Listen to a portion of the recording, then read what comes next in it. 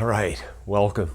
So if you're one of our regular subscribers to Leave Me Alone, I'm Busy Farming, I was fortunate enough to have an opportunity to pick up this 1967 Ford Mustang GTA Convertible.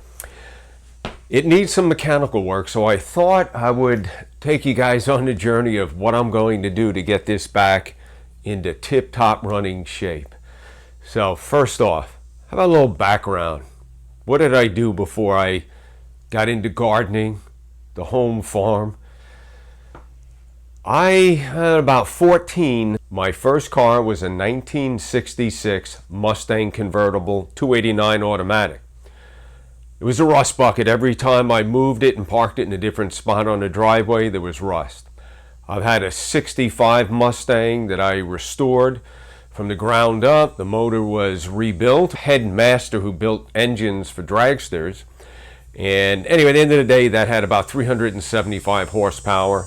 So I've had cars. I've been a car guy. I spent quite a bit of my adult life working as a body man. I've done motorcycle paint jobs. I've restored BMWs, specifically 2002 models. I had a shop, that's all I did. My partner John and I, we killed it. We had people coming from New Jersey, Connecticut, and from Long Island, New York, out to our shop on Long Island. I built limousines for a short period of time, working for John Staluppi at the Auto Mall in West Islip. That was interesting. So I've done a lot of stuff. My first venture into bodywork was my best friend's brother-in-law had a body shop. He was like our idol. We'd go down to his shop at night when they were building modified race cars from the ground up, which they raced out at Islip Speedway. That got us hooked. We all became body men and car guys. So anyway, had a chance to grab this car. Some of the things that need to be done immediately.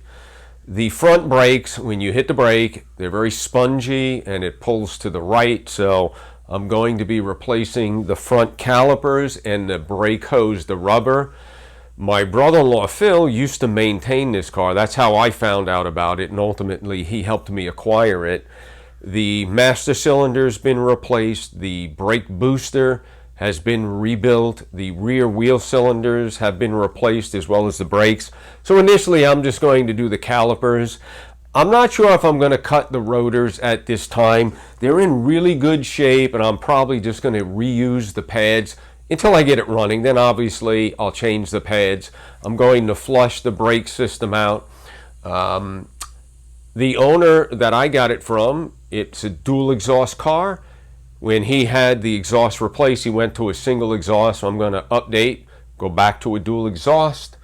What else? Carburetor needs a little bit of work. Brakes, tires. It had regular bias ply tires. I just got a set of BF Goodrich radial TAs. I opted to go for a P215-70R14. Give it a much better ride. These had some dry rot issues, so I didn't think it was safe. So basically, I'm going to have a series of videos of what I'm doing to this car. I'll probably go to the gas tank, replace it, flush the gas out, maybe change the lines, new filters, things of that nature. So it's in really good shape. There's no rust. I've been under it. We have some leak issues. The power steering hoses have leaks. I'll replace those. So there's a lot of things just to take care of. The oil pan has leaks. I'll probably do a gasket. So if you want to follow along, make some comments down below and let me know if you think this is something you'd be interested in. 1967 Mustang GTA Convertible, factory AC, factory power disc brakes up front, dual exhaust. It's got the upgrade to a 4-barrel carburetor on a 289. It's an automatic.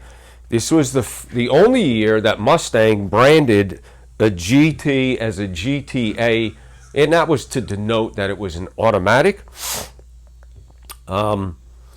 What else? It's got a, oh yes, this is really cool. It has a tilt wheel, and when you open up the door, once it's off, it tilts away. So that's another kind of rare option. And it has a factory bench seat. And it's really cool. I never knew about that it has a bench seat. It's another rare option. It's basically like the bucket seats, but they've connected it so it feels like you're sitting in a bucket seat. Now, I have a little puppy, Gino, a little Yorkie. He likes to take rides with us. He's getting used to it, I should say. Perfect spot for him to sit, and I'll rig up some type of a harness. So it's a rare car. I pulled the Marty report. In one category, it's one of 40. In the 3 or 4 others that Marty rates them, it's one of about 2,000.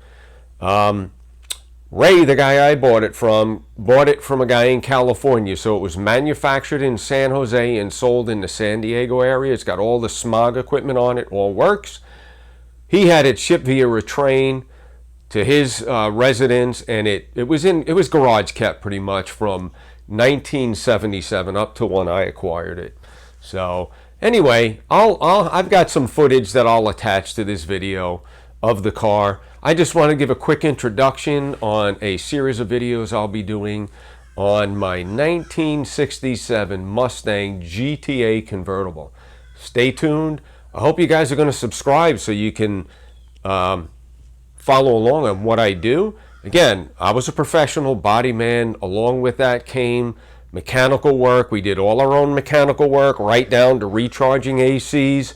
The last few years I spent doing heavy collision on unibody cars, and we would have the front sections. We'd replace it all so the motor tranny would be dropped out. We'd do welding on the firewall so the dash was out. We'd recharge our own AC systems, did it all other than alignments. So again, there's a lot of guys out there doing this. Look, I was a professional. I haven't done this in 37, well, I shouldn't say that. Maybe in about 30 years since I've actually done some more involved mechanical work. I've done my own oil changes, tire rotations. I'm going to tell you everything, where I get the stuff from, what it is. I'm not getting paid. My BF Goodrich tires, the best price I found was on Walmart.com, believe it or not. They shipped it for free right to my front door. I have a friend in the automotive business, Steve Mancini at Mancini Automotive. They're on 52 in Hudson, Florida. Great family. I've known them for, oh God, Steve, I probably know for 35 years, 34 years. Great family. I'm going to run the tires up there for them to mount and balance. So anyway, I hope you'll follow along, subscribe, give us a like, and we'll see you on the next video when I get into actually changing the calipers. Thanks for watching.